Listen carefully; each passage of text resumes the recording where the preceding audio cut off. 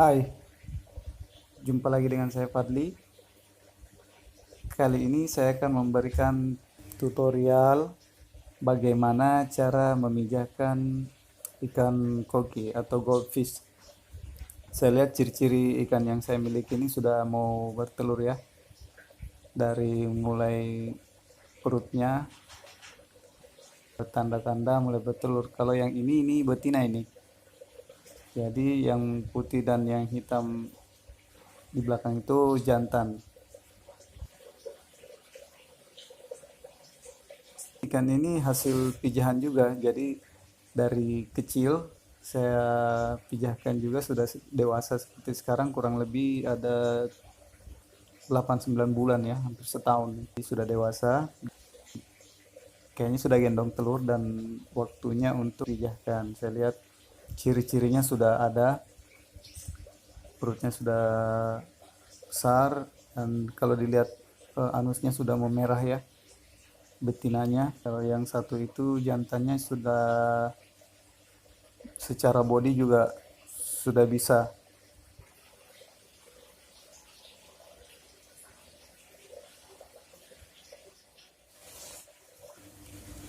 Ya rencananya saya mau pijahkan di kolam ujung ini nih. Habis retak ya, cuman sudah saya tambal, bisa digunakan untuk memijah ikan koki. Sorry agak berantakan sedikit. Rencananya mau dipijahkan di sini nih. Apa yang kita mesti siapkan dulu? Yuk sama-sama kita saksikan.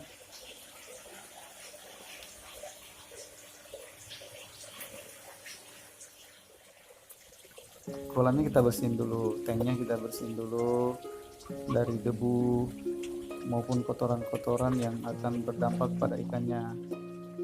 Terus kita isi air, isi airnya jangan terlalu banyak ya, cukup 20 cm aja. Nah sekarang untuk media pijahnya saya gunakan tanaman air ini. Saya nggak tahu apa namanya, tapi di daerah saya tuh banyak, lebih alami bagi ikan untuk melakukan proses pemijahan. Cuma saya harus bersihkan dulu, takutnya ada telur capung yang akan memangsa burayak nantinya kalau sudah lahir. Jadi dibersihin dengan baik-baik, dicuci agar burayaknya nanti enggak rusak.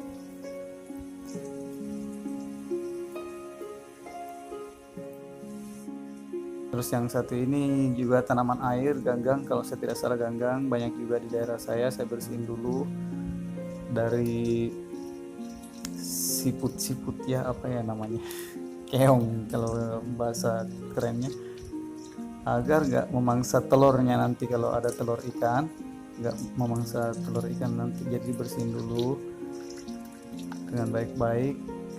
Bisa menggunakan media pijah yang lain, terserah dari teman-teman mau gunakan yang kayak gimana. Terus kita masukkan ke dalam tank. Setelah bersih kita masukkan. Jadi ini menjadi media pijah bagi ikannya ya, agar ikannya nggak terlalu susah untuk memijah, dan prosesnya menurut saya lebih alami. Nah ini versi saya, teman-teman bisa gunakan cara lain atau media lain, media pijah lain, terserah. Nah prosesnya sekarang itu kita kasih aerasi, jadi aerator kita kasih biar udaranya ada sebelum ikannya dimasukkan. Takutnya ikannya kaget malah mati lagi. Kita aerasi dulu, nah terus kita masukkan ikannya. Nah sekarang ikannya masuk aman, nggak kaget dan tidak kekurangan oksigen. Tekanan air juga udah terbiasa karena kan nggak terlalu dalam airnya. Fungsinya nggak terlalu dalam biar juga burayaknya itu setelah menetas nggak perlu berenang terlalu jauh ke atas, yang akhirnya bisa mati apabila terlalu dalam nanti airnya. Airnya nggak perlu terlalu dalam biar burayaknya banyak yang hidup, nggak banyak yang mati ya. Kita lihat proses memijah ikan koki biasanya terjadi pada malam hari ya, di saat gelap. Jadi saya gunakan senter agar ikannya nggak keganggu gitu. Nah, kita lihat jantannya ini udah mulai ngejar-ngejar nih, sudah mulai penyesuaian, dia mulai ngejar betinanya yang orange itu. Kita lihat dua-duanya jantan nih, putih dan hitam. Nah, tuh mereka mengejar betinanya.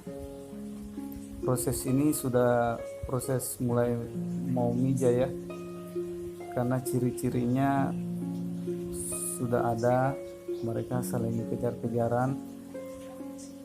Kita lihat betinanya tuh dikejar-kejar terus sama jantannya. Nah, di sini jantan terus mengejar, dan prosesnya betinanya sudah hampir ngeluarin telur nih, tuh dikejar sampai belakang, samping, sampai pada akhirnya betinanya ngeluarin telur di media pemijahan tersebut. Jadi di tanaman air tersebut dia ngeluarin telur tuh di sana udah banyak, atau di dasar-dasar kolam, di